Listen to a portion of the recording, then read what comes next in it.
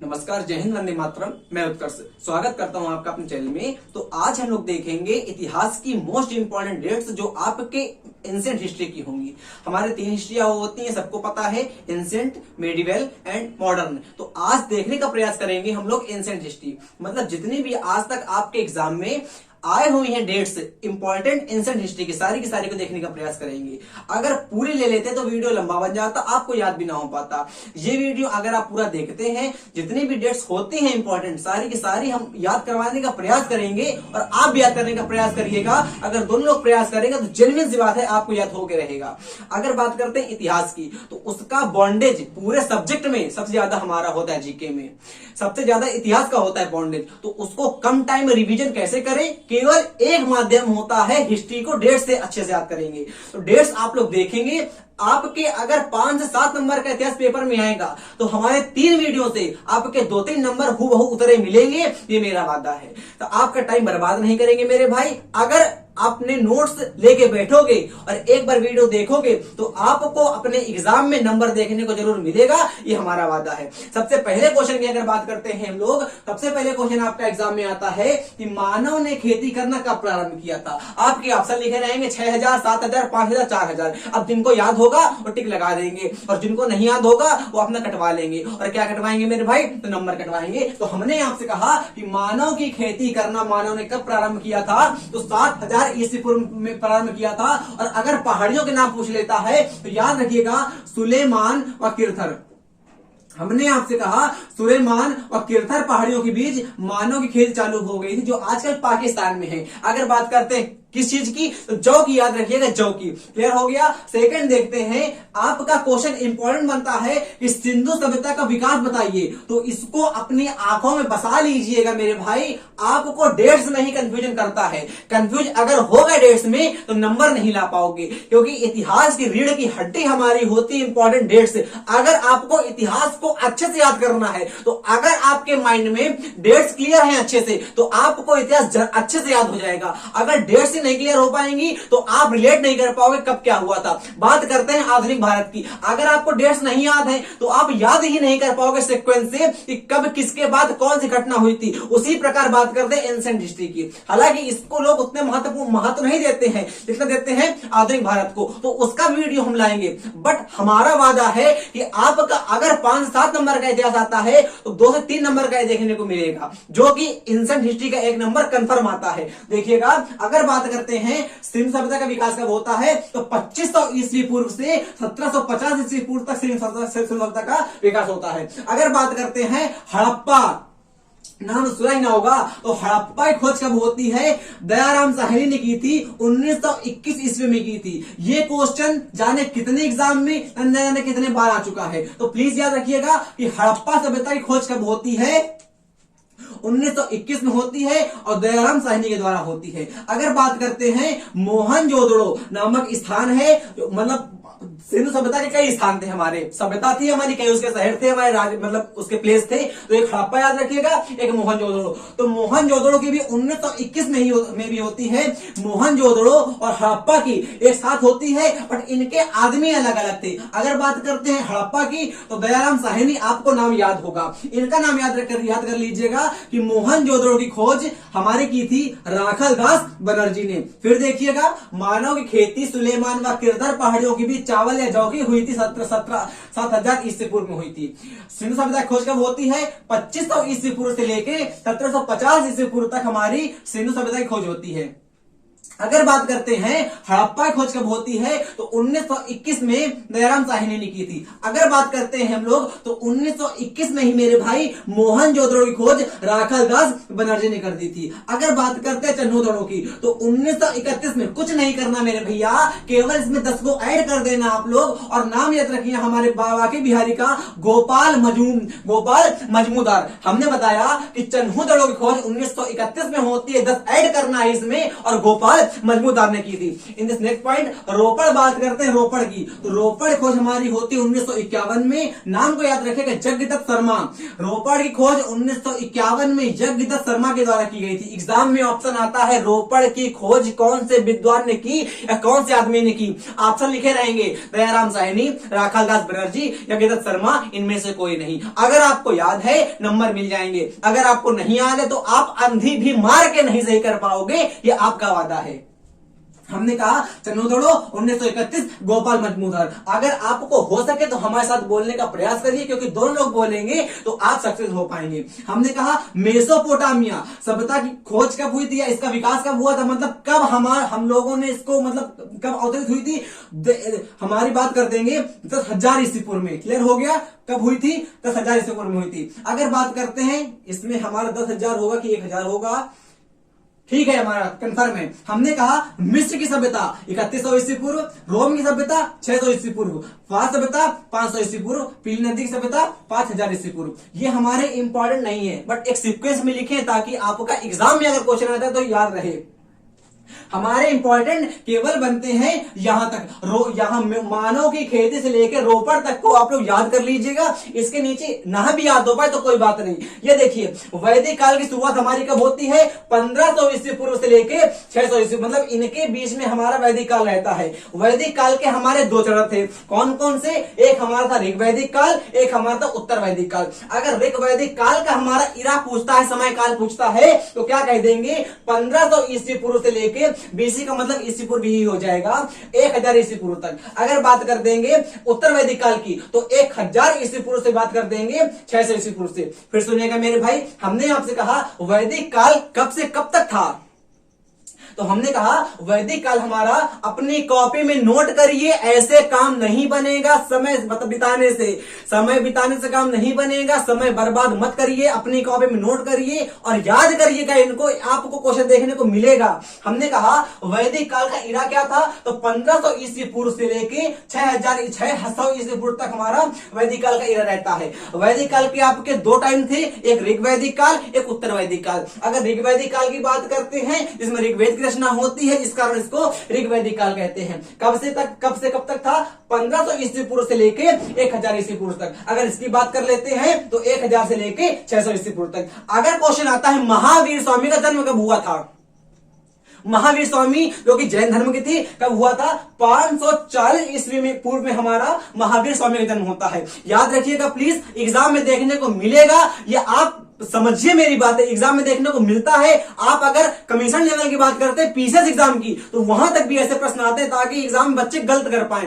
Question वो कठिन नहीं देते हैं, क्वेश्चन में ऑप्शन फैला देते हैं हमको एग्जाम में ताकि हम लोग ना कर पाए। देखिएगा हमने आपसे कहा महावीर स्वामी का जन्म कब होता है, तो 540 ईस्वी पूर्व में हमारा महावीर स्वामी का जन्म होता है। अगर बात करते हैं महात्मा बुद्ध के जन्म की, तो 563 ईस्वी पूर्व में हमारे महात्मा बुद्ध का जन्म। महावीर स्वामी का जन्म कब होता है मेरे भाई? 540 ईस्वी पूर्व में हमारा महावीर स्वामी का जन्म होता है। अगर बात करते हैं महात्मा बुद्ध के जन्म की, तो 563 ईस्वी पूर्व में हमारा महात्मा बुद्ध का जन्म होता है। अब अगर आप लोगों से जन्म पूछ सकता है तो जेन्युइन सी बात है कि मृत्यु पूछेगा। तो महावीर स्वामी की मृत्यु कब हुई थी?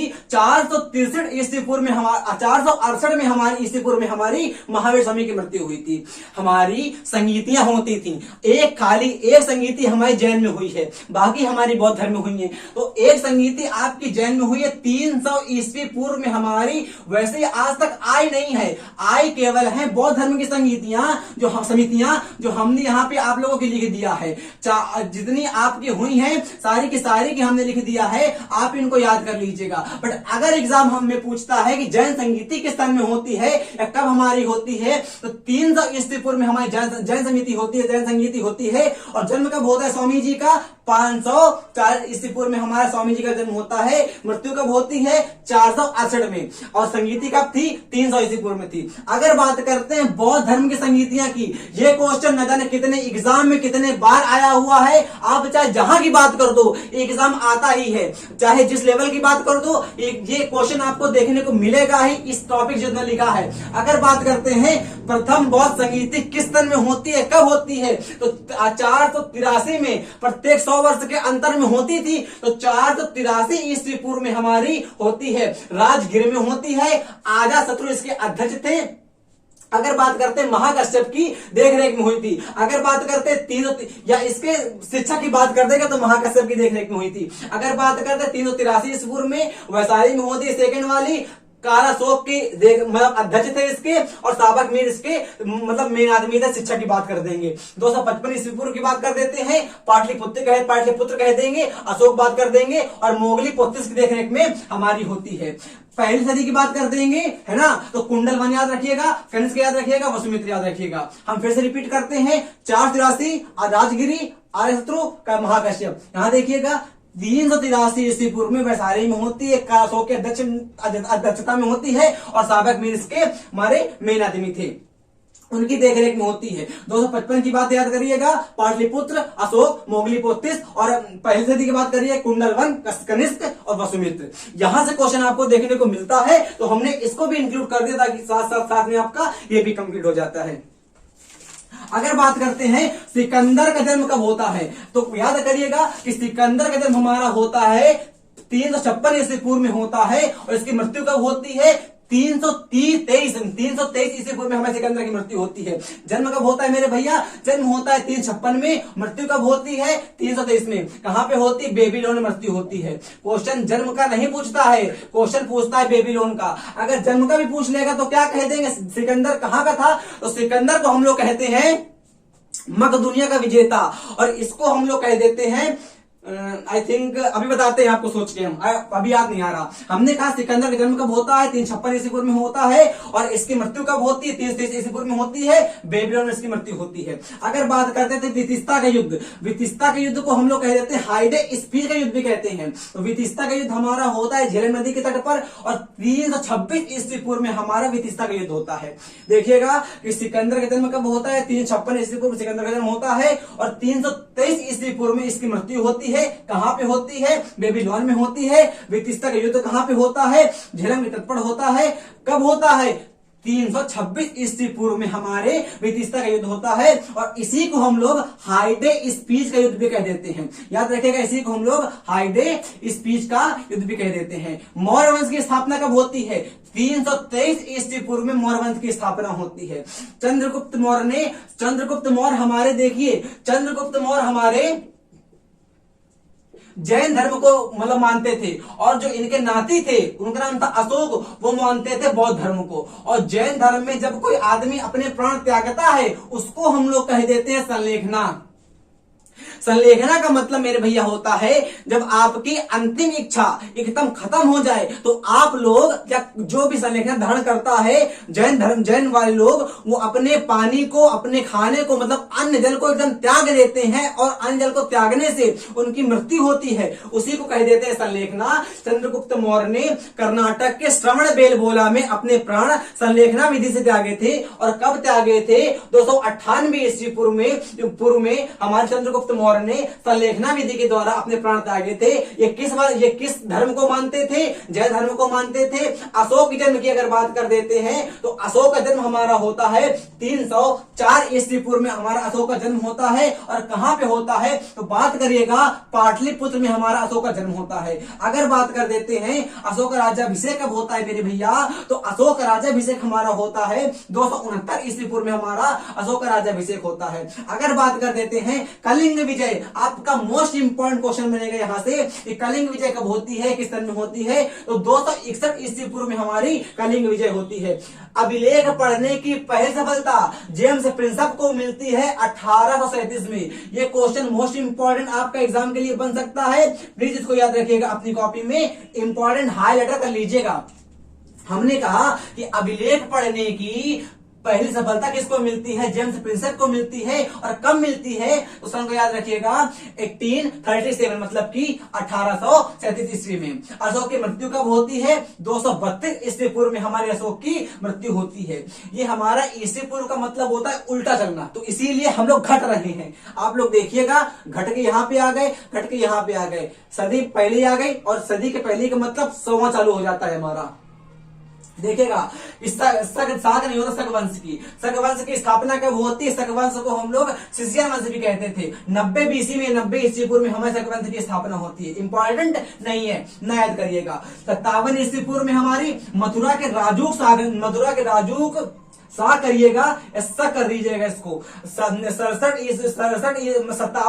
ईसा पूर्व में हमारा मथुरा के राजू शक ने मालवा के शासक को पराजित किया था और इसने उपाधि धारण कर ली थी विक्रमादित्य। इसीलिए हम लोग विक्रम संवत चालू कर देते हैं। इसके बाद यहाँ पे देखिएगा, शक शासकों ने अधिकता से उपयोग कर, शक शासकों के होगा, शक शासकों के अधिकता से उपयोग करने पर इसका नाम शक संवत पड़ गया। कब पड़ा था मेरे भैया?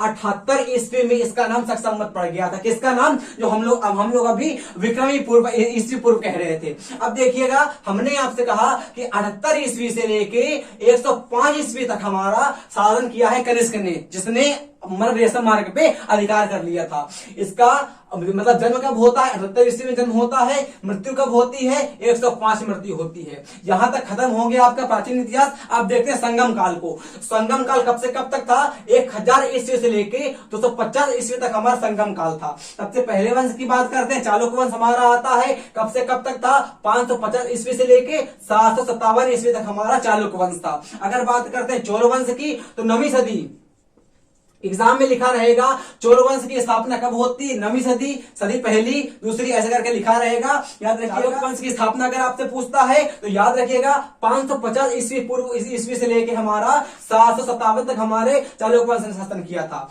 और चोल वंश की बात करते हैं तो 9वीं सदी को याद करिएगा। चोल वंश हमारे 9वीं सदी में थे। राष्ट्रकूट वंश हमारे अलग अलग थे, इसलिए इन लोगों को 7 से लेके 9 तक में रख दिया गया है। पाल वंश की अगर बात कर देंगे तो 7 से लेके 11 तक अगर बात कर देंगे, ये आपका इंपॉर्टेंट बन जाता है। ये हमारे तीनों इंपॉर्टेंट ना भी हो सकते हैं, बट ये आपका इंपॉर्टेंट है कि राजपूत काल कब से कब तक था? तो 800 ईस्वी से लेके 1200 ईस्वी तक हमारा राजपूत काल था। अब क्वेश्चन यहां से आएंगे, आए हैं, आते रहेंगे। हमने आपसे कहा कि भीमदत्ती आपका गुजरात में सोलंकी वंश था, और गुजरात के सोलंकी को चालुक्य से याद रखिएगा। जब आप लोगों को संगम काल हम अच्छे से पढ़ाएंगे तब चल जाएगा पता वहां पे कि भीमदत्ती क्या था, क्यों आया था। हमने कहा भीमदत्ती से मोहम्मद गौरी कब हारा था? 1178 ईस्वी में। ये मोहम्मद गौरी की भारत में पहली हार थी। अगर मोहम्मद गौरी की भारत में पहली हार पूछता है तो आप लोग एग्जाम में लगाते हैं तराइन का प्रथम युद्ध। नहीं था। मोहम्मद गौरी को सबसे पहले गुजरात के शासक सोलंकी ने हराया था, उसका नाम था भीमदत्ती है। भीमदत्ती के द्वारा मोहम्मद गौरी पहली बार हराया गया था भारत में। क्वेश्चन अगर एग्जाम में आता है कि मोहम्मद गौरी की सबसे पहली भारत में हार कौन सी थी, तो भीमदत्ती ने हराया था हमारा 1178 ईस्वी में। वो उसकी दूसरी हार थी हमारी, कौन सी? तराइन की। जो प्रथम बार हमारा होता है तराइन का प्रथम युद्ध, वो उसकी दूसरी हार थी। बात करते हैं 1191 ईस्वी में जयचंद्र और इनके दोस्त थे, हमारे जयचंद्र विक्रमादित्य दोनों दोस्त थे, ने दोनों मिलकर गौरी को हरा दिया था हरियाणा में।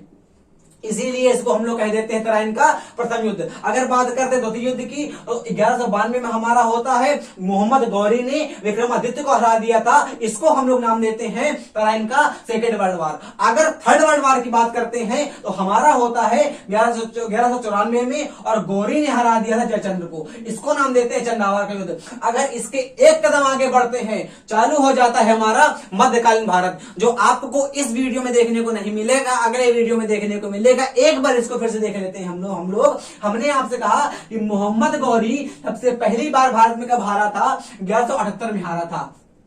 किससे हारा था? गुजरात के सोलंकी शासक भीमदत्ती से हारा था। 1191 में तराइन का फर्स्ट वर्ल्ड वार होता है। किसके बीच होता है? जयचंद और विक्रमादित्य दोनों ने मिलकर गौरी को हरा दिया था। मोहम्मद गौरी अफगान का था, लुटेरा था। ये बात करते हैं 1192 की अगर बात कर देते हैं हम लोग, तो गौरी ने विक्रमादित्य को हरा दिया था। जयचंद्र गौरी के साथ मिल गया था और विक्रमादित्य की खुफिया जानकारी गौरी को दे दी था। इसलिए गौरी ने विक्रमादित्य को हरा दिया था। इसको हम लोग तराइन का सेकेंड वर्ल्ड वार कहते हैं। अगर बात करते हैं 1194 की, तो गौरी जयचंद्र को हरा दी था, क्योंकि अपने मित्र को जो धोखा दे सकता है उसको पूरी दुनिया को भी धोखा दे सकता है। तो गौरी ने जयचंद्र को हरा दिया था, चंदावर को जिसको नाम देते हैं। तो हमने जितना जल्दी हो पाया उतना आपको रिवीजन करवाने का प्रयास करा। पूरा का पूरा प्राचीन भारत यानी कि एंशिएंट हिस्ट्री आपका यहाँ समाप्त होता है। 1-2 बार इस वीडियो को जल्दी देखने का प्रयास करिएगा, और जितनी जल्दी हो सके हम लाते हैं आप लोगों के लिए सेकेंड वीडियो, जो रहेगा हमारा मेडिवल हिस्ट्री पे।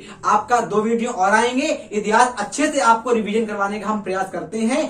इसके नोट्स अवश्य बनाइएगा। वीडियो कैसा लगा कमेंट में बताइएगा। अगला वीडियो आने के लिए जय हिंद, जय भारत, वंदे मातरम।